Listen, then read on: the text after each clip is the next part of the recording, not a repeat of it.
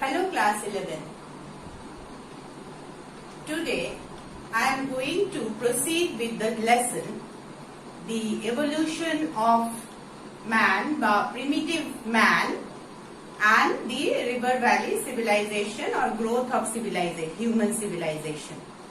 Now so far we have discussed about the evolution of the hominid species, how they have emerged and how they have developed in their structure.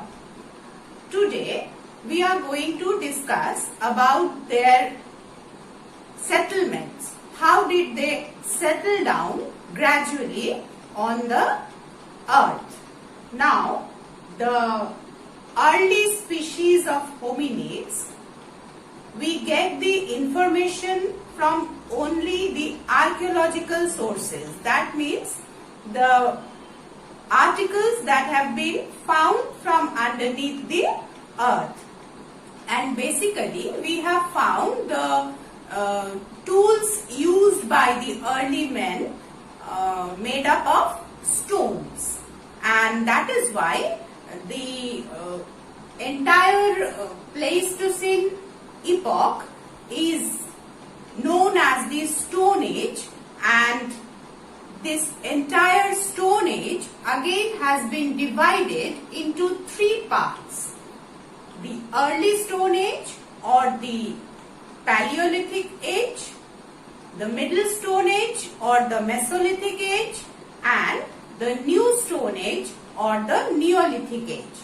Now Paleolithic, it is a Greek word made up from two different words, paleo and lithos.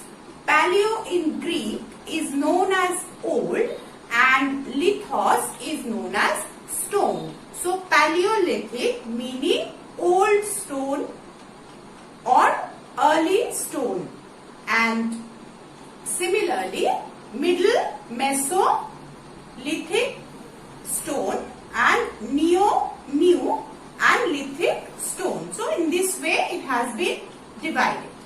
Now we are going to learn about the lifestyle of the human beings or hominids during each phase of the Stone Age. The first one is the early Stone Age or the Paleolithic Age. Now we have to learn, we have already seen that when we were discussing about the development of the structure of different species of hominids, we have seen that they somehow started to live in groups. Now the early Stone Age man, they also lived in groups.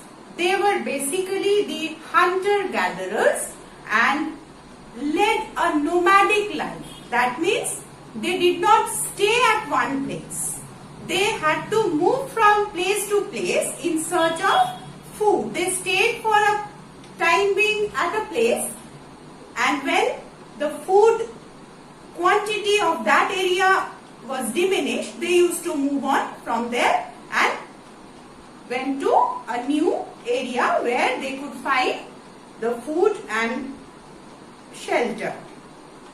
So they were hunter-gatherers, used to lead a nomadic life, and they ate raw flesh of the animals and the fruits and nuts that they could have found from the trees and underground of the trees.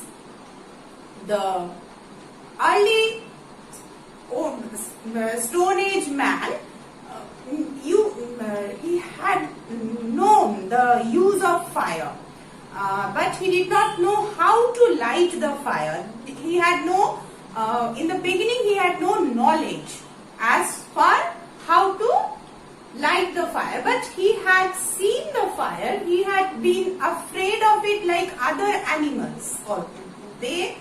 When the lightning had struck the dry wood, the forest had caught fire, and he had watched that the animals ran away from there. So in the beginning he also was afraid, but later on he had found this knowledge very convenient to him, as it was convenient for him to drive away the wild animals from near about. And then he had been able to get the warmth from the fire, and then he could see in the dark. So he used to live there. They did not know rather how to make the houses. So they used to live in the sheltered cave of the mountains, and it was dark. When the sun was set, it was completely dark. So when they found the fire from the forest fires, they found that it could light in the dark, it could give the warmth, and it could help them to drive away the wild animals. And gradually towards the end of the Paleolithic age or the early Stone Age, man has learnt how to create fire, and that is known to be the first greatest discovery of human race. The discovery of fire was the first major discovery of the human race. And then they used to worship the forces of nature and used to cremate, they used to bury their dead bodies. Now, they used to worship the forces of nature in fear, like lightning, thunder, rain, sun, the heat of the sun. They could not know, they could not understand how were they created, and that is why they used to be afraid of these things, and so they worship these natural things out of fear. So this was the lifestyle of the early or the Paleolithic age man. Now slowly, during the early Stone Age, the man used to make stone tools, but those stone tools were very crude, coarse to touch and hold, and they were very much blunt in shape. And so that the man had not learned how to chip off the edges. Slowly, towards the end of the Paleolithic age, he started to learn the sharper edged stones that were much more effective in killing or hurting the wild animals. So he started to chip off the edges of the stone tools and made the tools much sharper. But this happened towards the end of the Paleolithic age, and gradually they moved to the Middle Stone Age, when the stone tools started to become smaller and sharper. They started to use these stone tools to hunt the swift moving wild animals as well as to dig the ground. So this part, the end of the Paleolithic age and the beginning of the Neolithic age, this in between period is known as the Middle Stone Age or Mesolithic age, where the man had learnt to make smaller and sharper stone tools, attach them to the wooden handles, and then these stone tools, they have a special name. They are known as microliths. Micro means small and liths means stone. So microliths, they were known, the smaller and sharper stone tools used by the man, early man. And then this age, this Mesolithic or Middle Stone Age, man has learned to domesticate animals. Domesticate animals, and he had first domesticated animal was dog. Dog was man's first animal friend, and gradually he had started domesticating animals for their meat, for their milk, for their wool, all these things. And the farm animals like farming, the birds, poultry, they started to keep the birds for their eggs also. And now they moved on to the new Stone Age or Neolithic age. Now this is known as Neolithic Revolution by historian Gordon Childe. He has called the Neolithic age as the Neolithic Revolution. Why? Because of certain drastic changes in the lifestyle of human being. What was the first change? That man had learned how to produce food.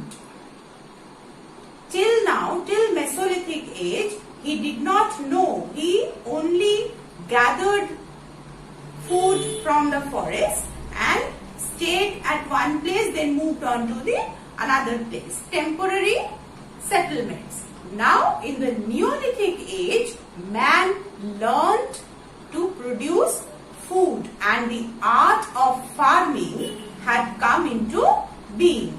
And this led to the human settlement. Man started to settle down at one place permanently. Okay. Now, on the banks of rivers or lakes where the availability of water and the fertility of soil was available, so man started to settle down over there and the settled life had started. Also, another important invention that man has created was the invention of potter's wheel. Now, till now, man did not know how to create permanent vessels. He used to thread the baskets and used to keep his grains or whatever was remaining. But keeping liquid was very difficult. So, now the potter's wheel, with the help of the potter's wheel, man started to make pots and used to burn them in the fire in order to make them sturdy, and then the problem of keeping the liquid was over. He had learned how to keep the liquid in the earthen pots.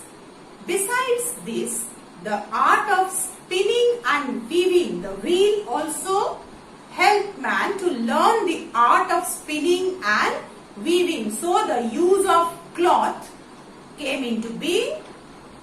Also, it brought about a tremendous change in the mode of transportation.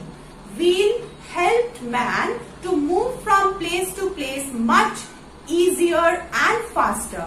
So all these things had led the historian Gordon Childe to call this age Neolithic Revolution. And the lifestyle also accordingly started to change. The community life started in the Neolithic age. The concept of family has started. The development of language has started. The social life of man has begun in the Neolithic age. And also he had learned a basic of the political structure, like started to settle at one place. So it was a tribal way of life, and in this tribe they used to select a leader to lead that tribe. So the concept of a leader or the king is gradually developing during the Neolithic age. Now, Neolithic age gradually turned into the Chalcolithic age or Copper Bronze age, when man has started to learn the art of making tools with the help of metals. Now, copper was the first metal to be discovered, and man had found that it was quite sturdy, quite firm, and more useful than the stone tools. So, along with the stone tools, man had started to make the weapons or tools with copper, and gradually with the alloy of copper and tin, the bronze. So, this age is known as the Copper Bronze Age, and most of the ancient river valley civilization belong to this Copper Bronze Age, about which we are going to learn later on.